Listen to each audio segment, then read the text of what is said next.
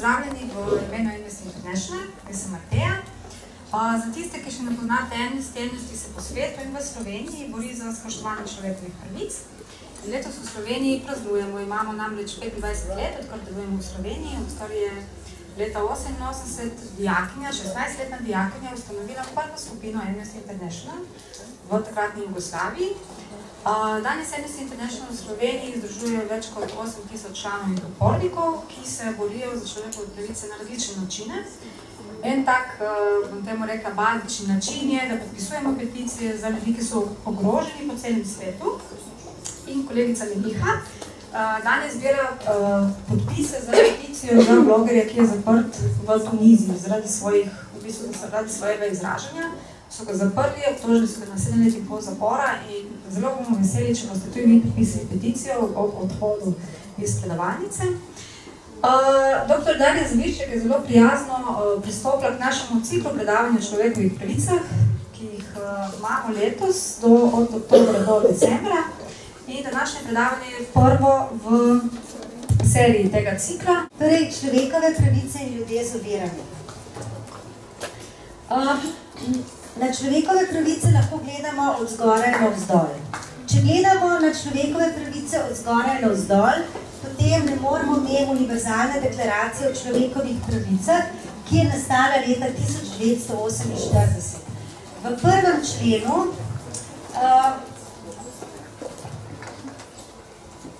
členu beremo: vsi ljudje se rodijo svobodni in imajo enako dostojanstvo in enake pravice.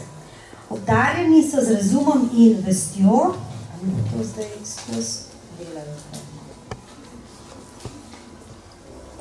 in bi morali ravnati drug z drugim, kakor bratje. A ste vedeli za ta člen? Zakaj sem pa podčrtala tole besedo bratje? Zaradi tega, ker menim, da bi lahko pisali, če je treba že ljudi povezati z sorodstveno terminologijo, potem bi lahko rekli, da bi morali ravnati drug z drugim kakor bratje in sestre. Ker pa nismo več v eksogamnih klanskih skupnostih, kjer je meja klana in skupnosti tudi meja sorodstvenih vezi, bi rekla, bi morali ravnati drug z drugim kakor prijatelji, kakor tovariši in tako naprej. Ne pa kakor bratje. Pa vendarle, poglejte, beseda vsi ljudje se rodijo svobodni in imajo enake dostojanstvo in enake pravice, to so zelo močne besede, ki so kršene vsak dan. A se strinjate? Torej, če gledamo na človekove pravice od zgoraj na vzdolj, pomeni, da v bistvu gledamo tisto, kar je zapisano. Tisto, kar pravi zakonodaja. Tisto, kar naj bi bilo. Lahko pogledamo tudi najnovejšo konvencijo Združenih narodov o pravicah oseb z ovirami, ki je bila napisana leta 2006, Slovenija je pa ratificirala in podpisala leta 2008. Poglejte, kaj pravi prvi člen.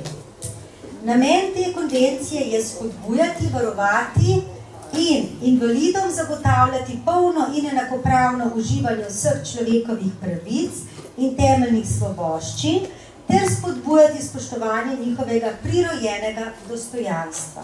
In druga točka istega člena: invalidi so ljudje z dolgotrajnimi, telesnimi, duševnimi, intelektualnimi ali senzoričnimi okvarami, ki jih v povezavi z različnimi ovirami lahko omejujejo, da bi enako kot drugi polno in učinkovito sodelovali v družbi. Skratka, veliki stavki o enakosti, spoštovanju, o enakopravnem življenju in tako naprej. Zakaj sem podčrtala besedo invalidi? Ker je diskriminatorna, tako je. In sramota za prevajalce v Sloveniji je, da še vedno govorijo o invalidih, tako kot ste se že prejšnji teden naučili, kot vsa vzhodna Evropa, medtem ko smo na Zahodu že veliko naprej in govorimo o ljudeh z različnimi ovirami. In nažalost je uraden naslov, nimam ga izpisanega, je United Nations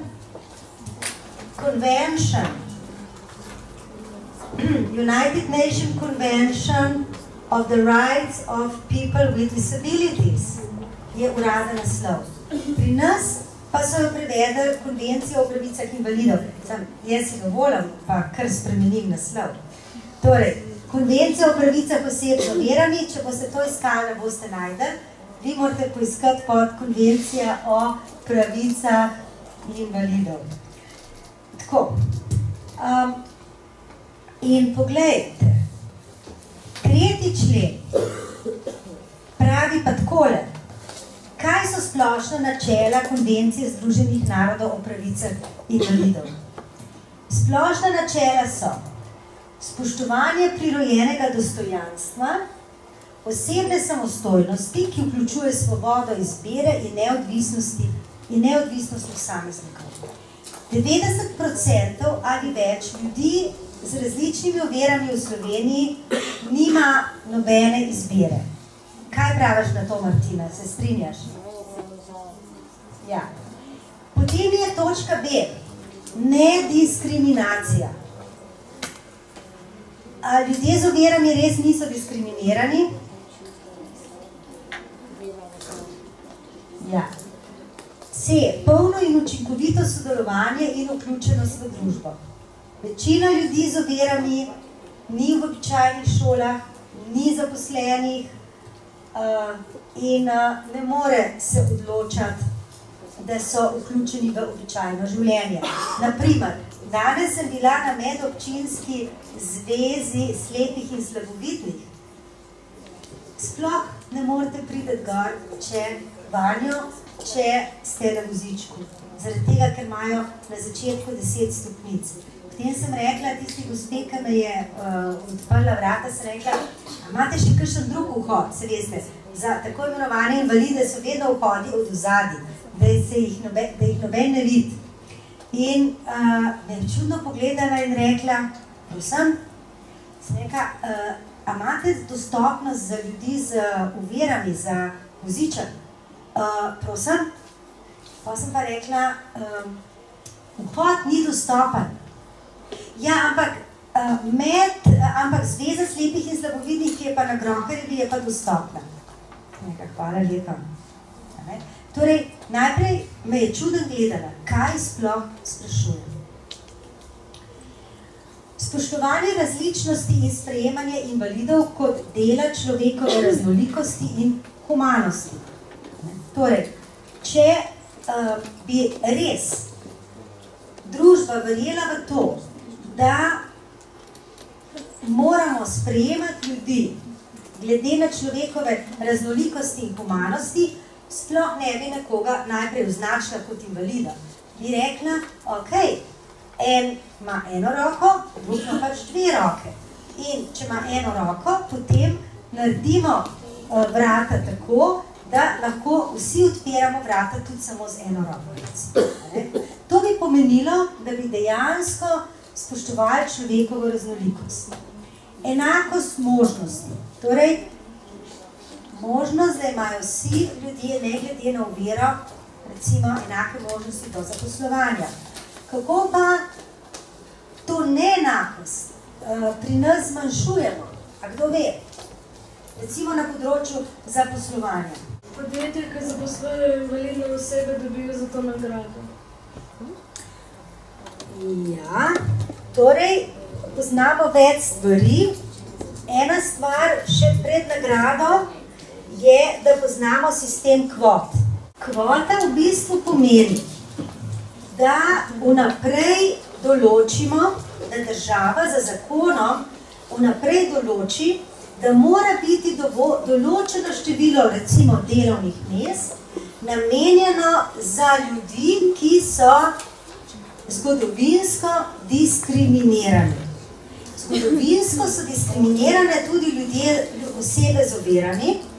Zaradi tega imamo v Sloveniji kvoto, To pomeni, da mora vsako podjetje, ki ima več kot 20 zaposlenih, zaposliti določen odstotek ljudi z ovirami. Ta odstotek je različen glede na panogo. To je lahko od 2 do 6 odstotkov.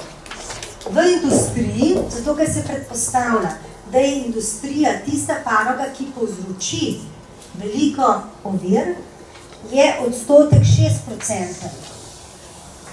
2% odstotkov imamo pa recimo v javnih službah. Na naši fakulteti, če nočemo plačati kazen, moramo zaposliti vsaj 2% ljudi z ovirami, in sicer s takšnimi ovirami, s katerimi imate, ki so podkrepljena z zdravniškimi potrdili.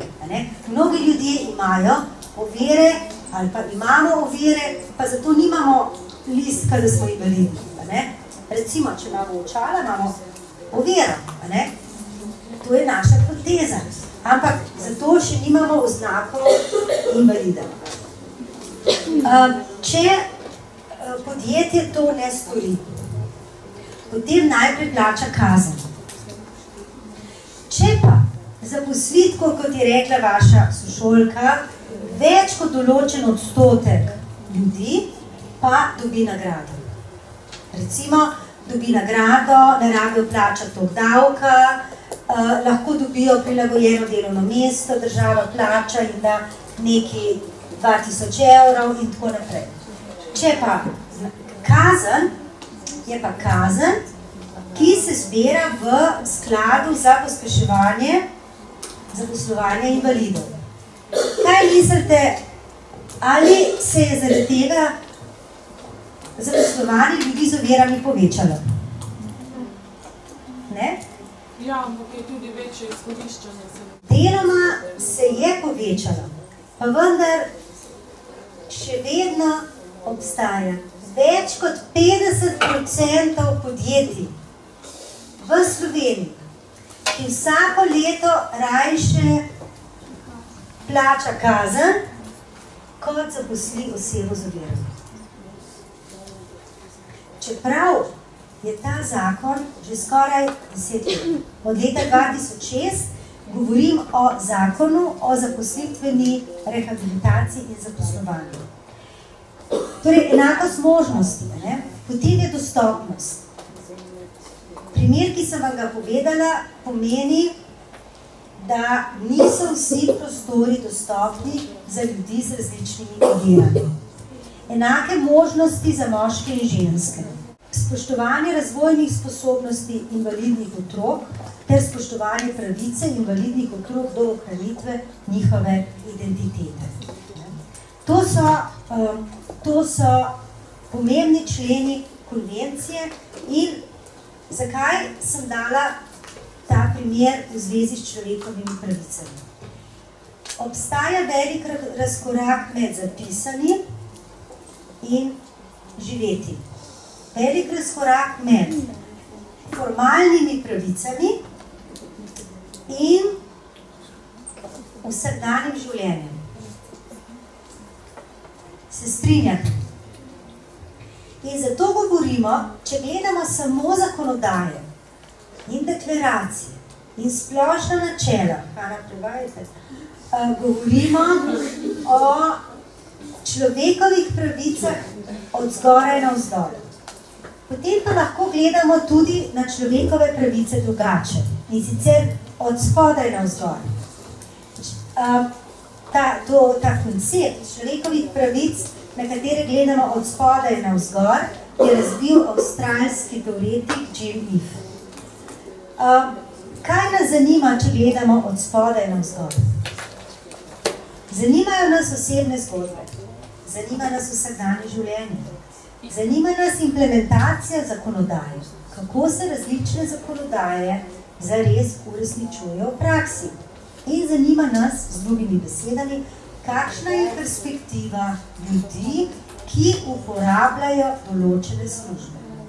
To je perspektiva od spodaj navzgor. In v socialnem delu se ukvarjamo predvsem s tem.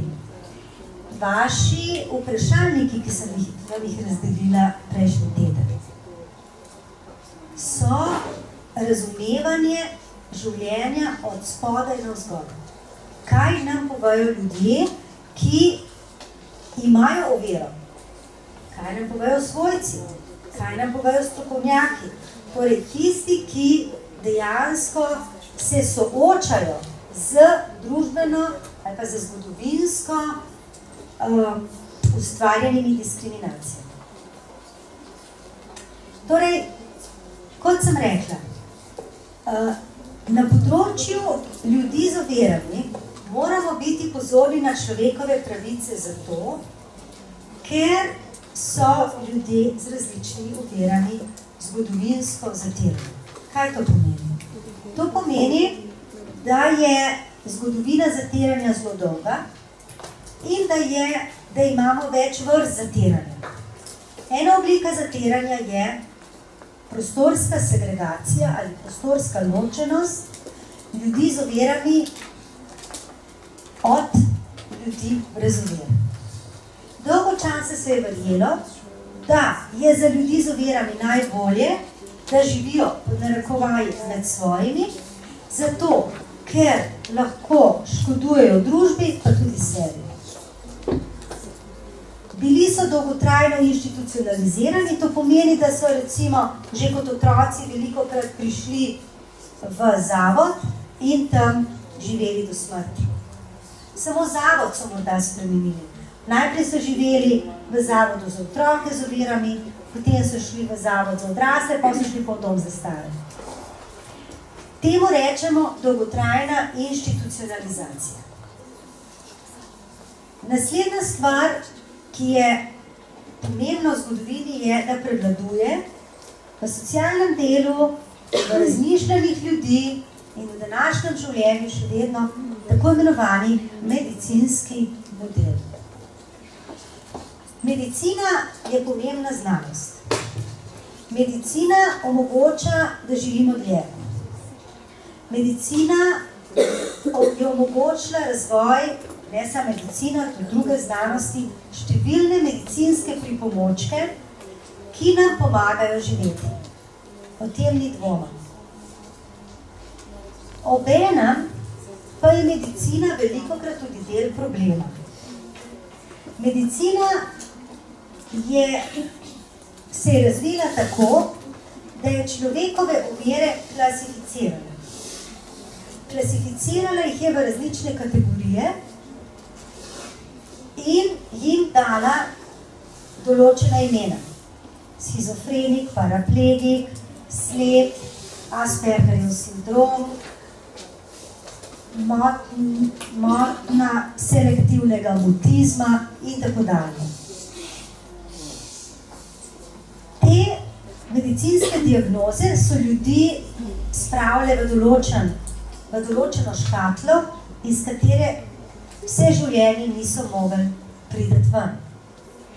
Velikokrat so strokovnjaki verjeli, da vejo, kaj je v tej škatli in da se vsi ljudje z isto diagnozo obnašajo enako, da imajo enake potrebe. In to je bila ključna napaka medicinskega razmišljanja, tako imenovanega medicinskega modela. Medicinski model, ne rabite biti medicinc, da imate medicinski model v glavi. Vsi tisti, ki govorijo še danes o invalidih, pa ljudeh z motnjo, imajo v glavi medicinski model. Veliko je psihologov, ki imajo medicinski model v glavi in veliko je nažalost tudi psihoterapevtov. Upam, da bodoči ne bodo taki. Obstaja anekdota staršev, ki so prišli k socialni delavki in so rekli, veste, moj sin ima diagnozo schizofrenija, pa v vseh knjigah piše, da schizofreniki pri 17 letih ratajo nasilni. Moj sin še ni postal nasilen, a je kaj narobe. Povejte mi, kdaj bo. Vidite, to naredi medicinski način razmišljanja. In velikokrat, recimo, Elena Pečarič me je opozorila, recimo, da je v starih knjigah medicinskih, pa tudi pedagoških, pa psiholoških, recimo, piše, da so ljudje, ki imajo cerebralno paralizo, agresivni. In to pa je se ponekod na različnih oddelkih fakultete oziroma univerze v Ljubljani pričilo še danes. Zelo, zelo pazljivi morate biti, takrat, ko dobite vnaprejšnje opise, kakšen je človek za določeno diagnozo. Zato, da je sploh prišlo do, torej, tako bom rekla, v 19. in v 20. stoletju in v 21. stoletju imamo nekaj prevladujočih škodljivih konceptov, ki žal še niso izginili. Prvi koncept je tako imenovani socialni darvinizem. Darwin, veliki Charles Darwin, je razvil čudovito klasifikacijo živalskega in rastlinskega sveta in med drugim ugotovil, da v živalskem svetu šibke živali umrejo, zato ker jih požrejo močnejše in da nekatere vrste celo izumrejo, če so dovolj šibke. Socialni darvinizem pa pomeni prenašanje razumevanje živalskega sveta na človeka, kar je že v osnovi napaka. Takrat, ko vam bo kdo rekel, sej tudi živali se med seboj žrejo, pa ubijajo, pa tako naprej, je to seveda larifari. Ljudje smo različni od živali v tem, da imamo ne samo razum, ampak tudi delamo z intenco, delamo z namenom. Lahko delamo sovraštvo z namenom, lahko delamo dobro z namenom in tako naprej. Živali z namenom ne delajo. Torej, enačenje živalskega in človeškega sveta je bilo zelo tipično v 19. stoletju. Danes nekateri to še vedno počnejo, ampak v sodobnih socialnih znanostih smo že daleč od tega. Socialni darvinizem pomeni, da je prepričanje, da so nekateri ljudje družbi škodljivi, zato ker so šibkejši in da taki ljudje preprosto naj umrejo, naj se jih izpostavi in da naj bi v družbi živeli predvsem najmočnejši. Seveda je to čudovita podlaga za ne samo diskriminacijo, ampak tudi za eksterminacijo ljudi z oviranjem. Naslednji prevladujoč koncept je eugenika. Tudi eugenike se nismo docela rešili. Eugenika se je začela razvijati v ZDA in je razvila idejo, eugeniki so razvili idejo, da naj se reproducira samo zdravi ljudje. Torej, eugenika je znanost o dedovanju genov in o dedovanju o tem,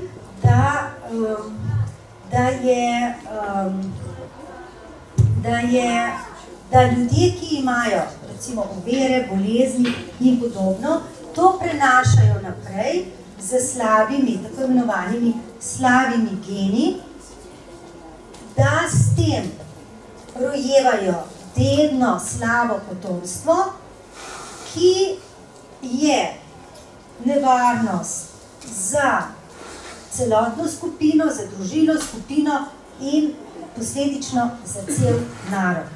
Nacionalistični koncepti in eugenika grejo z roko v roki. Ni čudno, da so ravno nacisti, pa tudi nekateri drugi totalitarni režimi razvili zelo močno eugenično gibanje. Vendar je bil samo nacizem tisti, ki je dejansko na osnovi eugenike, na osnovi ideje, da potrebuje arijska rasa samo zdrave ljudi, vsi drugi jo bodo poškodovali, dejansko ljudi ubijal. Kje pa so uporabljali prve plinske celice nacisti? Na kom? Nacisti niso začeli najprej z eksterminacijo komunistov, pa Rusov, pa tako naprej, pa tudi Judov, ampak so najprej začeli z prvo plinsko celico, so uporabili v Berlinu, v ulici Tiergartenstraße 4, kjer je bil velik zavod. V tem zavodu so bili tisti, ki bi jim danes rekli grdo duševno prizadeti, ali pa lepše ljudje z motnjo v duševnem razvoju, ali pa ljudje, ki so intelektualno ovirani, oziroma so takšni postali, mogoče so doživeli nasilje, mogoče so jih tepli po glavi, mogoče so padali s tobogana in tako naprej. Plinsko celico so dali v prikolico. In to prikolico so zapeljali na dvorišče tega zavoda. In potem so okoliški prebivalci začeli, so videli, da vsake toliko pride 15 ljudi v prikolico in nobenega ni ven. In čez 2 ure spet. Do leta 1942 so nacisti pobili več kot 100.000 svojih Nemcev, ljudi, ki so živeli v različnih zavodih. Iz kakšnega ozadja? Zaradi eugenike. Zato, ker so verjeli, da so to ljudje, ki so šibki, bolni in ki prenašajo slabe gene. Zaradi tega jih je treba uničiti, če hočemo, da bo narod močen. V tem smislu je nacionalizem, socialni determinizem, eugenika, pa tudi biološki determinizem so med sabo močno povezani. Veliki slovenski antropolog Božidar Škerl, ki je delal na filozofski fakulteti, ki je razvil disciplino socialna antropologija, je bil tudi eugenik. Pri nas so ljudje hodili v Nemčijo in so verjeli, da so prišli domov z modernimi idejami. In tako je tam okrog leta 1920 Božidar Škerl pisal v ugledne znanstvene revije članke o tako imenovani pozitivni in negativni eugeniki. Pozitivna eugenika je bila, da se vse ljudi z različnimi ovirami sterilizira. Negativna pa je bila, da se jih pobije. Ampak on je bil dobrega srca, pa je rekel, jaz sem samo za pozitivno eugeniko. Tako da, dejansko, ne vemo točno, kaj se je dogajalo na drugo svetovno vojno. Biološki determinizem je na tretji škodljivi prevladujoč koncept iz 19. in 20. stoletja, ki pomeni, da je človek predvsem tisto, kar je njegovo telo. Torej, če je njegovo telo ovirano, če je njegovo telo, kot bi rekel, poškodovano, če mu kaj manjka v očeh tistega, ki določa, kaj je normalno, potem manjka tudi človeku.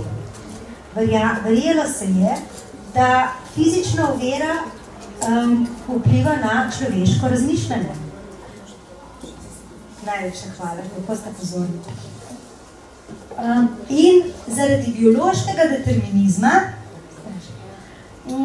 je prišlo do fizične segregacije. Torej, verjelo se je, najlepša hvala, da je najboljše, da se ljudi z različnimi ovirami nekam zapre, da se jih ne bo. Problem teh konceptov je, da niso izginili, ampak da se tu in tam pojavijo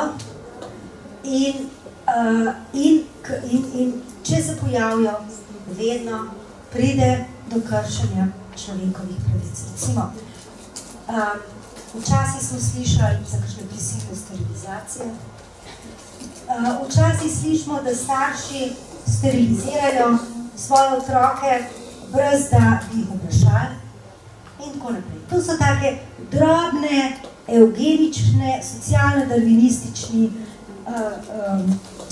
ostanki, ki pa kršijo človekove pravice. Tale ilustracija je iz 14. stoletja. Kaj vidite na njej? Človek z fizično oviro, recimo, gibalno oviran, tole, s palico, ja, recimo slep, ja. Kaj pa to? Tako, ja, recimo nekdo, ki ne govori, ne vemo čistočno, kaj je. In to tukaj piše Ausenziger, lahko bi bil tudi nekdo, ki je gluh, ker ima gluhota pa zvon grejo skupaj, nek simbolika tega, da ne sliče zvona, je pa tudi nekdo, ki je izključen iz družbe. Zakaj vam pokažem to ilustracijo? Zato, ker imate očitno že v 14. stoletju neko razumevanje tega, da so ljudje, ki imajo vse to, ne vem, kako se je to koč imenovalo, da imajo nekaj skupnega, oziroma, da so drugačni od tistih, ki to nimajo. Na tej ilustraciji nimate nobenega, ki ne bi imel nobene ovire. In ta ilustracija v bistvu pokaže, da je zgodovina diskriminiranja glede na človekovo oviro že zelo dolga. Ker sicer bi imeli tukaj še enega neoviranega človeka. V resnici pa ta ilustracija naredi iz oviranih ljudi skupino. Jih na nek način naredi kot nekaj homogenega, imajo neko skupno posebnost. In tisto, kar je njihova posebnost, je, da so vsi ovirani. Ampak ravno to jih označuje, drugače nekdo ne bi narisal. Torej, velikokrat slišimo zelo romantične predstave o tem, da je bilo nekoč veliko boljše, kot je danes. Ljudje pravijo, ljudje z ovirami so živeli v skupnosti, bili so mali norčki, nobenih ni poniževal in tako naprej. Jaz dvomam, da je to res. Jaz dvomam, da je to res, oziroma ni nobenega dokaza, da je res. Dejstvo je, da so živeli v skupnosti, takoj, hvala. Dejstvo je, da so živeli v skupnosti, drugače, ker ni bilo še inštitucij. Prvi zavodi in inštitucije za ljudi z ovirami so nastali šele v 16. stoletju. Ampak ni pa nobenega dokaza, da jim je šlo res boljše. Torej, to je norišnica, do 20. stoletja se je življenjem bolnicam rekli norišnice ali blaznice in v tem času, na tej sliki še ni bilo fotografije, niso še izumeli fotografije, zaradi tega imate tudi ilustracijo. Torej, blazneži so tukaj na tej sliki. Bolj kot da so povezani med sabo, so v bistvu jih povezuje prostor, bolj pa pokaže slika, v bistvu lahko bi interpretirali kot različni ljudje z različnimi izkušnjami, z različnimi krizami in z različnimi potrebami na enem mestu. Zelo tipičen primer inštitucije. In pravilno ste ugotovili v zadnji, tisti gospod s lipo je paznik s ključi. Torej tukaj gre že za zapiranje. Če bi imeli dovolj časa, bi rekli, z nastankom norišnic in drugih inštitucij so ljudje, ki so dobili oznako nenormalnih, nenormalen je pa lahko bil marsikdo. Nenormalen je bil tako imenovani norec, pa je bil tist, ki je imel, zdaj bom namenoma govorila s starimi izrazi, tist, ki je bil kripelj, imel kakšne telesne hibe, potem prostitutke, reveži in podobno. Skratka, v 19. stoletju iz kjer izhaja tale ilustracija, se je začelo zapirati ljudi, za katere se je verjelo, da so delovno nesposobni, in da so moralno nevarni. Zunanja podoba človeka je postala zelo pomembna. Včasih, v starih časih so stare mame rekle, lep obraz, lepa duša. Ste kdaj to slišali? Verjelo se je, da lepi ljudje so boljši in da so ljudje, ki so manj lepi, moralno slabši, potemtakem tudi ljudje, katerih telesa so bila videna kot nelepa, so bili označeni kot moralno slabši ljudje. To pomeni,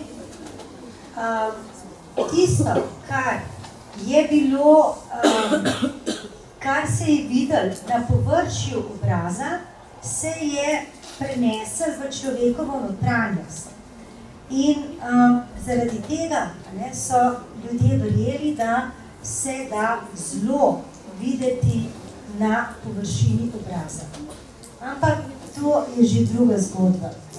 Torej, vidite, tukaj imamo skratka tipično norišnico 19. stoletja, v katero, kjer so bili nagneteni ljudje z različnih koncev, z različnimi diagnozami zaprti, zato da so bili skriti pred očmi javnosti. Te otroci so v skupini. In te otroci reprezentirajo tisto, kar večkrat slišimo, poglej, invalidi so prišli na počitnice. Kaj je problem, če pridajo invalidi na počitnice? Potem vsi drugi zapustijo plažo. Zakaj pa? Ker se počutijo nelagodno, ker se jim smilijo. In zaradi tega, ker je v skupini, v tem, ko imate 50 otrok z ovirami skupaj, nekaj nenavadnega. Ni običajno. Ni običajno, da kar naenkrat pride 50-100 ljudi z ovirami na pomol. In zaradi tega v ljudeh to vzbuja odpor. Ampak kako pa delujejo inštitucije? Ravno tako, da ljudi v skupinah vozijo na različne izlete, na različne dogodke. In ljudje v bistvu začutijo nelagodje, zato ker so nenadoma soočeni z velikim številom ljudi z ovirami, kar ljudem vzbuja strah. Wow, kaj če bom jaz kdaj na vozičku? In zaradi tega je taka slika in tudi to vrstno v bistvu segregiranje, prostorsko ločevanje ljudi z ovirami, ki so skupaj, za razliko od neoviranih, v bistvu problem, ker ne naredi oviro običajno. Potem pa gremo še skoraj 100 let kasneje in pridemo do tele slike, ki se ji reče zamrežena postelja. To zamreženo posteljo sem jaz sama tudi videla v psihiatrični bolnici Polje. Zdaj jo nimajo več, zato ker so jo nadomestili z jermeni. Kaj je zamrežena postelja? A je kdo jo je videl že kdaj? Ali pa? Aha, dve vsi. 3. Te postelje tudi na onkološkem oddelku? Ne vem, kaj pa delajo na onkološkem oddelku? Pač za manjše otroke imajo to, da jih da ven napade po noč več. Takrat, ko sem jaz tam bila.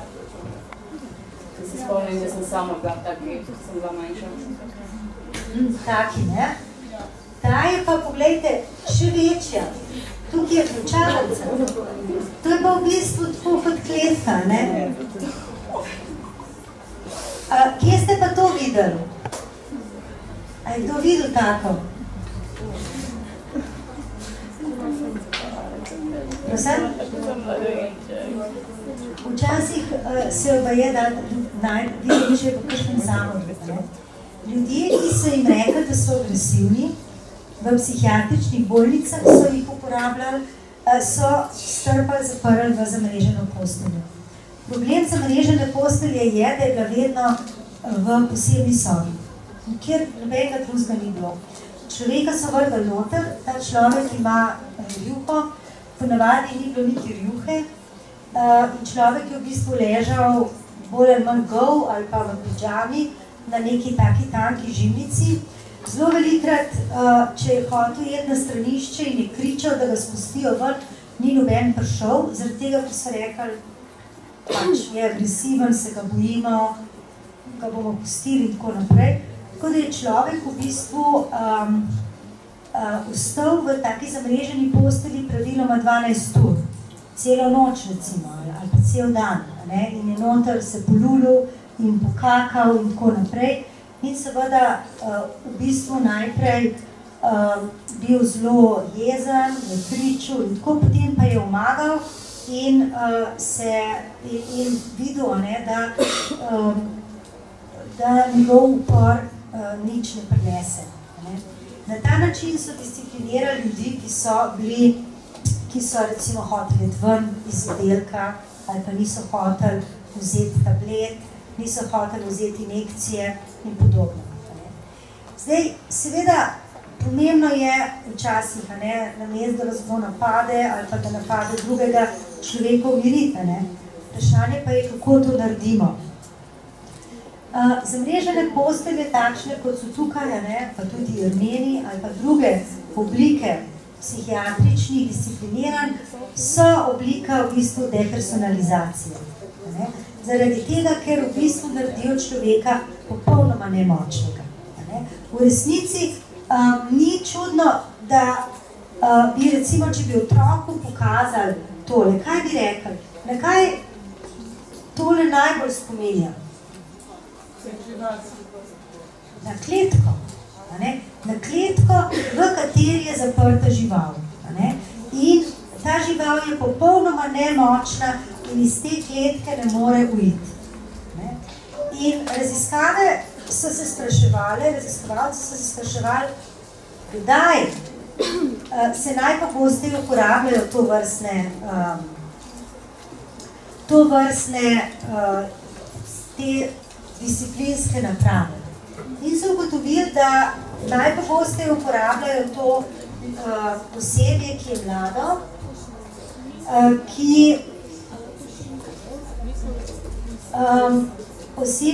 mlado, osebje ob petkih in ob sobotah in takrat, ko v bistvu imajo premalo izobrazbe. Samo nekaj besed, preden gremo na drugo temo, še enkrat razlika med socialnim in medicinskim modelom. Medicinski model je najbolje označen recimo s temi pojmi. Medikalizacija oziroma uporaba zdravil, zdravljenje, rehabilitacija, profesionalizacija, dobrodelnost, humanitarnost, človek je bolan in sporočilo človeku, jaz sem problem. Socialni model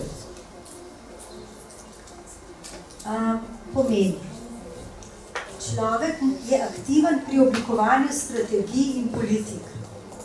Torej, ljudi vprašamo, kaj rabite, kaj je tisto, pri čemer bi se vi boljš počutili, bi bila vaša ovira manjša, kaj vam pomaga, da ne pridete spet v krizo. Ljudje so vključeni, ljudje niso izključeni iz običajnega življenja, ampak vključeni.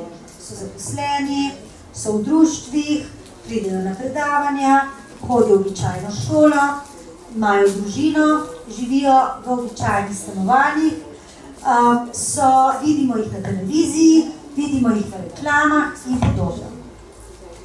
Opolnomočenje, torej to je pojem, o katerem bomo še govorili, ampak opolnomočenje je, da izhaja iz pojma empowerment. Pojem empowerment se pri nas prevaja za krepitev moči, kar je nekaj drugega. Krepitev moči, o tem se boste učili, ampak krepitev moči ni empowerment. Empowerment pomeni, je proces, v katerem človek najprej prepozna strukture zatiranja, ki so lahko zgodovinske, ki so sistemske in ko jih prepozna tudi druge ljudi, ki so zatirani. Zatiranje ni samo individualno, recimo jaz sem problem, meni se dogajajo slabe stvari in podobno, ampak se človek ugotovi, vsi ljudje na vozičku ne morejo jeti v to stavbo. Vsi ljudje, ki so slepi, večina ljudi, ki so slepi, za njih se verjame, da so manj pametni kot tisti, ki niso slepi in podobno.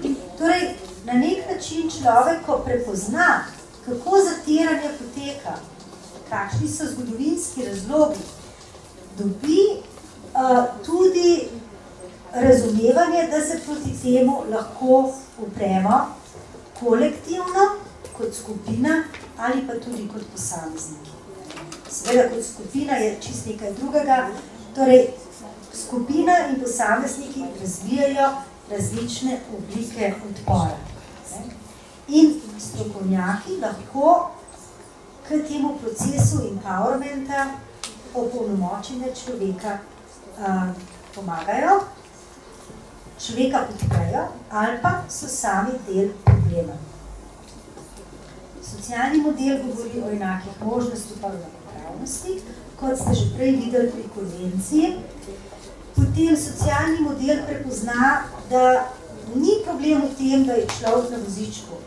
Problem je v tem, da je diskriminiran, ker ne more priti z vozičkom na avtobus. Torej, problem je, da avtobusi niso dostopni, ne pa to, da je človek na vozičku. Torej, v socialnem modelu ne rečemo, jaz sem problem, ampak jaz imam problem in problem imam z zunanjimi ovirami.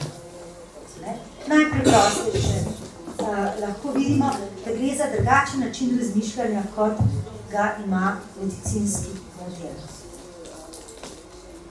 Če pogledamo v izobraževalnem sistemu, zato ker zatiranje se začne že zelo zgodaj. Zatiranje se začne v bistvu takrat, ko otrok prvič sliši, tako kot ste rekli, joj, kakšen revček je, zaradi tega, ker nekaj ne more. In stara paradigma, star način razmišljanja je rekel takole. Otroci s posebnimi potrebami so tako drugačni v svojem razvoju in potrebah, da potrebujejo posebno usposobljene strokovnjake ter posebne prostore in pogoje za vzgojo in izobraževanje. Vse je posebno. Nova paradigma pa pravi, vse vzgojno-izobraževalne inštitucije, vrtec, predšola, šola in tako naprej, morajo biti tako usposobljene, da se odzovejo na potrebe otrok s posebnimi potrebami. Naj vam povem en primer, pa mi boste povedali, ali je to socialni model ali medicinski. V osnovni šoli imamo eno deklico, ki je na vozičku, hodi v drugi razred osnovne šole in nekega dne imajo naravoslovni dan in razred gre v okolico raziskovati kamenje, listje, jesenske sadeže in podobno. Vseh 25 otrok odide na naravoslovni dan, učiteljica pa reče deklici, ti boš pa ostala z specialno pedagoginjo v šoli, imamo pa odličen računalniški program, v katerem se boš lahko učila, katero listje je od kostanja, katero je od javorja, kako izgleda divji kostanj, kako izgleda navaden kostanj in kakšne vrste prsti imamo na katerih koncih Slovenije. Kaj bi vi rekli na to? Zelo slabo. Da je to medicinski model. Zakaj? Ja, zato, ko učiteljica misli, da bo to isto za punčko, če bo prek računalnika, ko če bi še z njimi, ne pomisli pa ob tem, kako se punčka počuti. Ja, tako je. Jaz mislim, da ona ne misli isto. Če bi bilo isto, bi za vse dijake rekla, tu imate knjigo pa se naučite, ampak se pač noče obadati s tem, ne. Mogoče se ne ve, pa se noče. Tako. Zelo dobro ste povedali. In ponavadi reče učiteljice, ja pa tako je bolj enostavno, ne? Kako pa naj gremo v gozd z nekom, ki je na vozičku? Ne? Tisti učenci, ki pa imajo drugačno učiteljico, ki pa reče, ok, zdaj bomo pa prijeli voziček, pa ga bomo malo čez kamne nesli, ne? Pa ugotovijo, da je to zelo dobra izkušnja, da človek na vozičku ni problem, ni ovira za cel razred, ampak ravno obratno. Zaradi tega otroka na vozičku imajo drugi otroci, dobijo izkušnjo, da ne morejo vsi hoditi in da imamo različne načine, kako priti do tistih kamnov. In kot ste rekli, izkušnja videti nekaj v naravi ali pa nekaj na računalniku je čisto drugače. In obenem pa je sporočilo razlikovanja. Torej, to je tipičen medicinski model v šoli, kjer je otrok kobajagi vključen. Torej, po eni strani govorimo v Sloveniji, da nekateri otroci so v običajnih šolah. Ampak vprašati se moramo, ali so zares vključeni. Torej, v novi paradigmi je vprašanje, kakšno pomoč in prilagoditve potrebujejo. Iščemo dobro prakso in upoštevamo posameznika in njegove zmožnosti. Ali imate vi mogoče kakšen dober primer? Primer dobre prakse. Ste imeli v vaših osnovnih šolah otroke, ki ste jim rekli otroci s posebnimi potrebami? Ja. Jaz sama sem bila. Ja.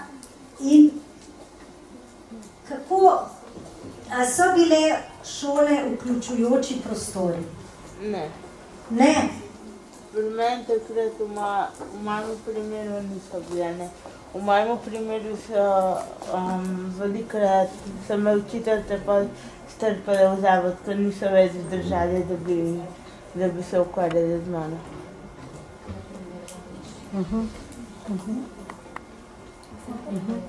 In kaj so pa poskušali? Nič. Niso več poskušali. To je slabo, ne? Še kakšen primer? Primer, sicer jaz sem imela v moji osnovni šoli nekoga, ki je imel tudi v bistvu viro in je bil na vozičku. In kar je šola naredila, je v bistvu imela božični bazar in smo zbirali denar in potem kupili dvigalo, zato da lahko normalno nekako šli gor v zgornje prostore stavbe. Tako da mogoče en izmed dobrih. No, jaz sem najbolj lahko tako povem. Najbolj sem bila šokinirana iz strani ene učiteljice, katera je tudi govorila, da sem jaz kriva za vsako napako, da jaz motam razred, da so drugi otroci zaradi mene manj uspešni, da zaradi mene ne morejo iti na take izlete pa tako. Ne vem, no, to meni ni način. Se mi zdi, da bi se vse lahko prilagodil tako. Sam to je bil v višjih razredih. V nižjih razredih sem imela pa ene dve take profesorce, ki sta me pa ful lepo vključila, res. Sam takrat se najbolj še nisem zavedala tega. Takrat, ko bi pa najbolj rabila, da se me lepo vključi, ko sem bila že v puberteti, pa to, takrat sem pa veliko pretrpela zaradi dotične učiteljice. Če se vprašamo, če gremo iz perspektive potreb, kaj bi človek, ki ima ovire, kaj bi potreboval v osnovni šoli? Kaj bi rekel? Ja, podpora strani učiteljev pa učencev. Okay, torej, podporo v tem smislu, vse bo šlo, vse zmoraš in tako naprej strani učiteljev in učencev. Kaj pa še? Vključenost, kljub drugačnosti, ker okolje oziroma ljudje se prilagodimo na to, kakšen je pač nekdo, ki je drugačen poleg nas. Če ga pa izključimo, pa otroci ne vedo, kako je. Naprimer, zdaj sem bila na eni šoli, ker sem pripravljala intervju in otroci niso navajeni otrok s posebnimi potrebami. Prišli so na obisk in bili so celi prestrašeni. Čeprav jih je učiteljica pripravljala na to, so bili prestrašeni. Pred čem? Pred njim, ko so jih videli, da naprimer v razredu so otrok z avtizmom potem en otrok z Downovim sindromom in eno je, ki ne vidi, ne sliši pač in se ne giblje. In so mirno stajali in prestrašeno gledali. Jaz sem bila presenečena, ampak Koliko so bili pa stari otroci? Otroci so bili iz drugega razreda. Ampak če bi mogoče imeli koga, ki je iz tega okolja, bi mi kot okolica, kot nekdo... Jaz postavljam eno hipotezo. Ni nujno, da je prava. Ampak ni nujno, da so otroci prestrašeni. Včasih so samo presenečeni, radovedni in opazujejo. Zato, ker za otroke je to tako kot gledališče. Zanimivo. Pogledajte, kakšno glavo ima ta, pa kakšen voziček ima ta. Najboljše je bilo, ko smo prvi razred osnovne šole povabili v tole predavalnico in je Elena Pečarič prišla in je prinesla električen voziček s sabo. Na enem je ona sedela, na drugem je bil pa prazen. Pa je pa rekla, a imate radi joystick? Pa se je rekel, ja, ok, potem pa pridite provat, ne? In je potem vsak otrok probal, se usedel na voziček in začel šibati po tem prostoru. Potem so pa začeli otroci z prvega razreda, ko je bilo veselja konec, zelo resno se pogovarjati. In so rekli, kako se pa ti oblečeš zjutraj? On so rekli, kako pa, kdo te da pa spat? Kako pa ješ? Postavljali so neverjetno odrasla vprašanja in Elena jim je povedala to vse, ne? In potem so otroci začeli naprej razlagati. Ja, moja babica tudi je padla po stopnicah, pa se tudi ni mogla obleči, pa smo ji pomagali. Pa je drug rekel, ja, jaz imam pa tudi detka, v glavnem so bile babice in detki, na katere so se spomnili z ovirami in so pravzaprav v pogovoru na nek način normalizirali oviro. To niso bili drugačni, to niso bili drugačni ljudje. Ne? To smo vsi mi. Vsak je samo določeno obdobje v življenju nehendikepiran, by the way. Ne? In pa še vedno zelo radi rečemo, to so drugačni. Ne? Seveda ima vsak človek, ki ima oviro, določene izkušnje, ki jih človek brez ovire nima. Lahko vidi tiste stvari v svetu, ki jih tisti, ki nima ovire, sploh ne vidimo. Ne vidimo pločnikov, ne vidimo, da so avtobusi neprilagojeni, ne vidimo odzivov, ne vidimo, kako ozka so parkirišča. Ampak ne glede na to, gre za ljudi, ne glede na to, drugačnost je pravzaprav ni prava beseda. Zato, ker v bistvu imamo drugačne izkušnje, imamo jih vsi, vendar nekdo z oviro ni drugačen zaradi tega. No, ampak potem jih je pa Elena najbolj navdušila s tem, kaj je rekla, ampak veste kaj, jaz sem čarovnica in znam tudi leteti. In potem otroci niso vedeli, da se zafrkava ali da je resno jemlja. In potem čez 2 leti je ena punčka Herča rekla, ej ti, Misliš, da je to bilo res? Da ona zna leteti, pa da je čarovnica. Skratka, naredila je iz sebe tudi pravzaprav nekaj posebnega. Ne? Otroci so se razmišljali, pa hkrati je bil to seveda hec in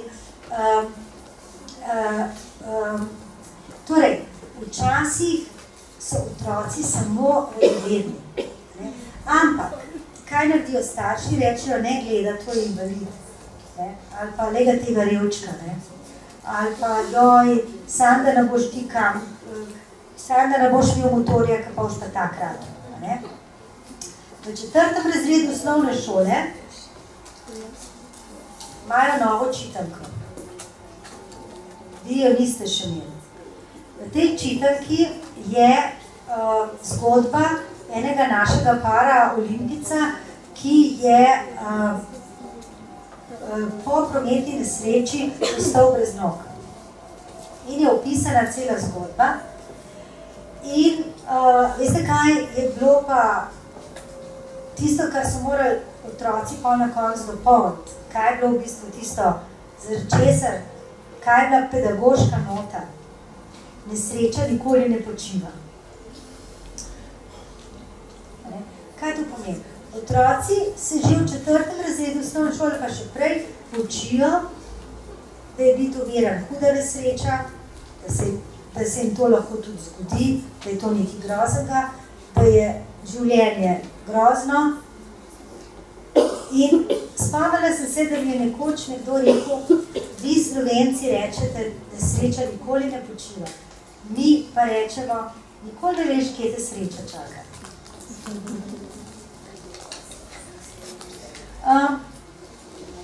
Torej, ostanki zgodovinsko pogojene diskriminacije danes so na področju šolanja in zaposlovanja. Šolanje v običajnih šolah za nekatere ljudi z ovirami sploh ni možno. Otroci, ki imajo oznako motnja v duševnem razvoju. Spomnite se prejšnjega predavanja, kako jim rečemo otroci, ki so intelektualno ovirani. Po zakonu, ki jih zdaj ne bom navajala, recimo zakon o usmerjanju otrok z motnjo v duševnem razvoju, naprimer, otroci, ki imajo lažjo, zmerno, težjo in težko motnjo v duševnem razvoju, ne smejo iti v navadno osnovno šolo. Lahko grejo samo v osnovne šole s prilagojenim programom ali pa v šole v zavodih, naprimer zavod za slepe, gluhe, ali pa druge zavode, kjer so programi z nižjim izobrazbenim standardom. To je že ena oblika v bistvu segregacije. Kajti, če otrok opravi osnovno šolo s prilagojenim programom, potem ne more iti naprej v srednjo šolo pa v gimnazijo. Lahko gre samo v tako imenovane programe nižjega poklicnega usposabljanja, nižjega poklicnega standarda. Na področju zaposlovanja, prosim. Ampak ni to, da to v redu, da imajo prilagojeno, da se več časa ukvarjajo z njimi, da se jim bolj posvečajo, ker ne vem, v navadnem razredu jim tega ne bi mogli omogočati. Ja, zdaj, gotovo, da za nekatere otroke, ki so zelo ovirani, je dobro, da so posebne šole, da so šole, kjer se jih lahko bolj posvetijo. Največji problem se mi zdi pri tistih otrocih, ki so dobili oznako motnja v duševnem razvoju zaradi revščine, zaradi nasilja, pa zato, ker so Romi. To se mi zdi pravzaprav največji problem, da nekateri otroci zaradi tega, ker so socialno prikrajšani, dobijo oznako, da imajo motnjo v duševnem razvoju. In to je problem. Recimo v posebnih šolah oziroma v šolah s prilagojenim programom v Sloveniji je ogromno Romov. In zakaj so te Romi noter? Seveda, slabše govorijo slovensko, ne berejo, nimajo knjig doma in tako naprej. Ja. Ampak tudi zaradi tega, ker mnogi mislijo, da itak ne bodo dobili službe, da z njimi ne bo nič. Skratka, to je problem. No? Ja. Zaposlovanje. Prehod od šolanja do zaposlovanja je zelo težek. Tudi ljudje, ki so overani in so recimo končali fakulteto, recimo našo fakulteto, zelo redko z diplomo ne dobijo zaposlitve. Torej, višina izobrazbe ni enaka zaposlitvi, ki jo delajo. In to je praviloma povezano z tem, z oviro. Veliko je tako imenovanega segregiranega zaposlovanja. Recimo, zaposlovanje v invalidskih podjetjih ali pa zelo veliko ljudi dela v VDC-jih, kar ni zaposlovanje. Ok. Poglejmo ekonomsko raven diskriminacije,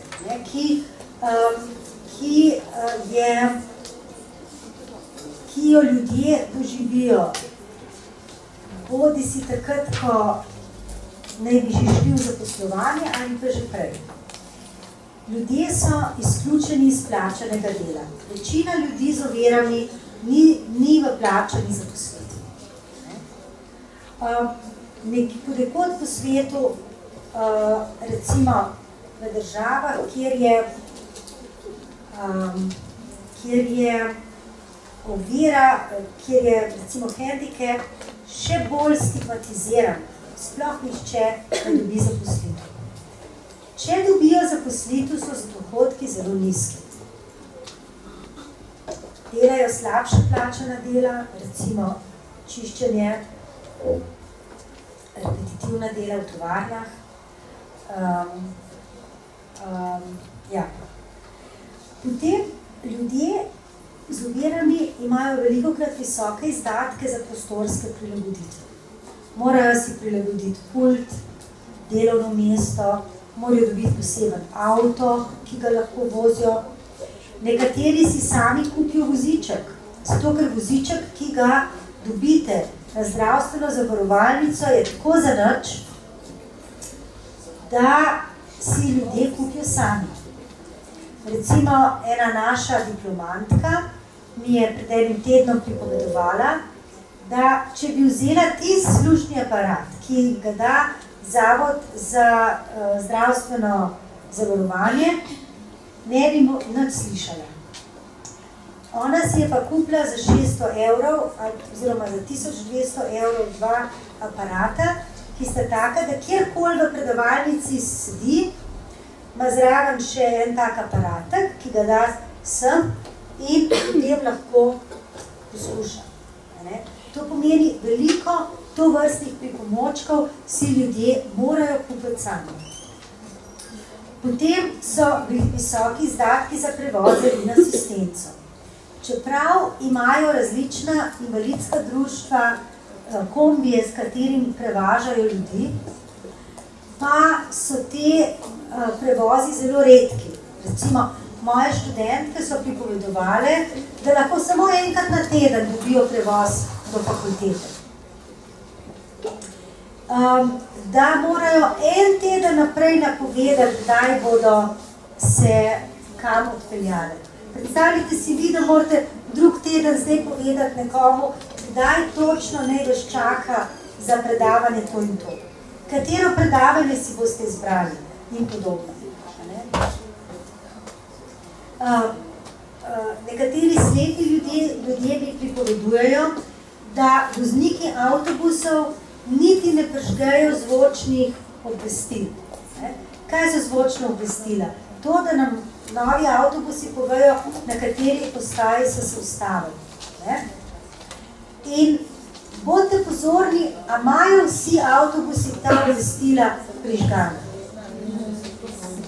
To pomeni naslednjič, pojdite k vozniku pa rečete: zraven mene je gluha oseba, prosim, da takoj prižgete zvočni signal. Ali pa rečete: prijavljam vas bom. Pisala bom v Bruselj, ker je to proti konvenciji za pravic ljudi z ovirami, ki smo jo podpisali in ratificirali. Vozniki avtobusov nimajo dodatnega izobraževanja, ki bi jim povedala, kako je to pomembno. Mnogi ljudje z ovirami imajo izkušnjo revščine in statistično, če gledamo globalno, so revnejši kot ljudje brez ovir. V mnogih državah, pa nekateri tudi pri nas, imajo pomanjkanje dostopa do zdravstvenih ali pa psihosocialnih storitev. Torej, to je ekonomska raven diskriminacije. Rada bi, da si vsak izbere eno diskriminacijo in razmišlja, o kateri diskriminaciji boste malo več raziskali za vašo nalogo. No, potem lahko govorimo o socialni diskriminaciji. Segregirano šolanje, recimo, za ljudi, ki ne vidijo, ne, ali pa ki ne slišijo, je res škoda, ne, da morajo hoditi v posebne zavode, ne, ker bi lahko tudi v običajni šoli bili uspešni. Potem je posebno delo, recimo v VDC-jih, prostočasne aktivnosti, tako imenovane samo za invalide, vse to ustvarja vzporedne sisteme. Potem imamo arhitekturne in druge ovire ter slaba dostopnost do storitev, ki so dostopne večini. Prejšnji teden sem vam omenila knjižnico, ne, ki, če recimo je nekdo, ki ima ovire na področju branja, pa nima oznako, da je slep in slaboviden, ne more iti v knjižnico. Tudi tukaj pogledajte, kaj si boste znali, da boste pogledali, kako dostopne so različne storitve. Potem je slabše delovno mesto od posameznikove usposobljenosti. To je tisto, kar sem že omenila. Osamljenost, ljudje z različnimi ovirami, zlasti s težavami v duševnem zdravju, veliko krat pravijo: nimam prijateljev. Še najboljša prijateljica je recimo tista socialna delavka, kamor grem to in tam, ali pa vzgojiteljica, ali pa asistentka in podobno. Ne? Torej, socialna mreža je bistveno manjša kot pri ljudeh, recimo sicer. Težave pri pridobivanju družbeno cenjene identitete. Družbeno cenjene identitete so tiste, ki pravzaprav se zdijo kot samoumevne. Recimo, da je nekdo prijatelj drugemu človeku, da lahko ustvarja partnerstvo, starševstvo, da ga ima drug kot zaupno osebo, da je vplivna javna oseba in podobno. Težave zaradi strokovnjakov, ki ne upoštevajo posameznikovega mnenja in ga obravnavajo pokroviteljsko. To so vidiki socialne diskriminacije. Pa še bi jih lahko našteli. Stereotipne predstave oviranih ljudi v umetnosti, recimo v filmih, ali recimo velikokrat so odvisni. To se je zdaj že zelo spremenilo. No?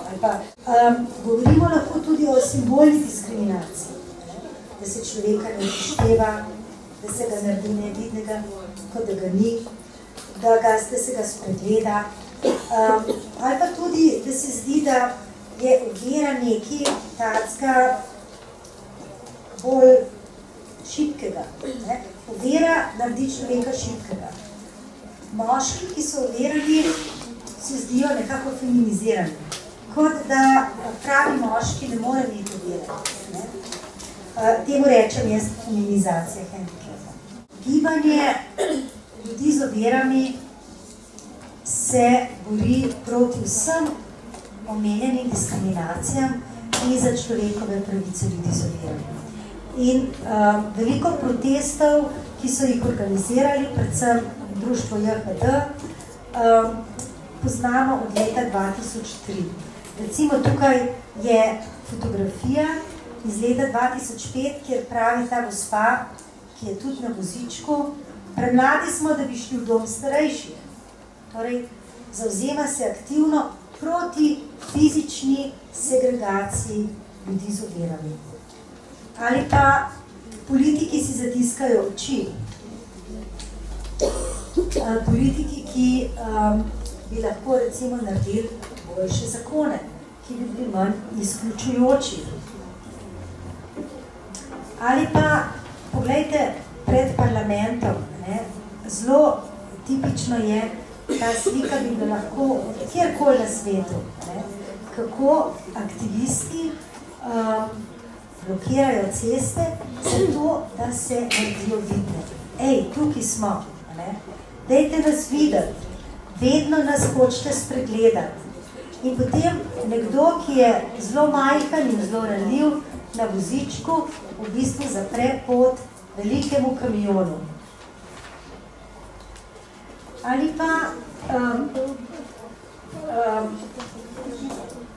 pripovedovanje, kaj se dogaja, če je oseba ovirana, zato, da bo drugim boljš. Mnogi aktivisti so pripovedovali svoje zgodbe zato, da bi se kaj spremenilo. Zato, ker lahko politike zgodbe ljudi tako pretresajo, da so mogoče nekateri pripravljeni na spremembe.